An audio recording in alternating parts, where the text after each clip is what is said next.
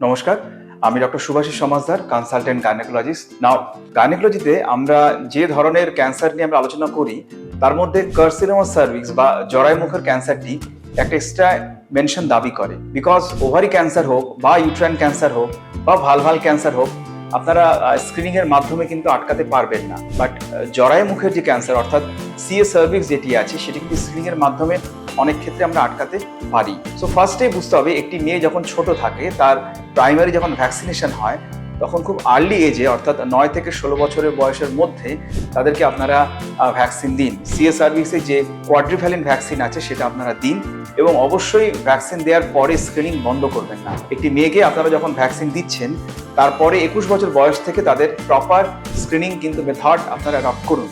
এতে কিন্তু লং টার্মে আপনাদের পেশেন্টের, ভগবান না করুক, কোনো খারাপ ডিজিজ ডিটেক্টেড হয় তাহলে আমরা আটকাতে পারবো। তো স্ক্রিনিং ভ্যাকসিনেশনের সঙ্গে একটি ম্যান্ডেটরি উপায় এবং এটা শুরু করতে হবে 21 বছর বয়স থেকে এবং 3 বছর অন্তর অন্তর চলবে up to 30 years of age. এবং 30 ইয়ার্স অফ এজের পরে যদি আমরা এইচপিভি ডিএনএ বলে একটি টেস্টিং থাকে সেটি যদি আমরা প্যাপসমিয়ারের সঙ্গে করতে পারি তাহলে আমরা 5 ইয়ারলি ইন্টারভ্যালে আমরা চেক আপ করতে পারবো এবং এটা করবো আমরা 65 ইয়ার্স এজ অবধি। এবং এটা করতে পারলে অনেকাংশে কিন্তু আমরা সিএস সার্ভিক্স থেকে মুক্ত থাকতে পারবো। Thank you.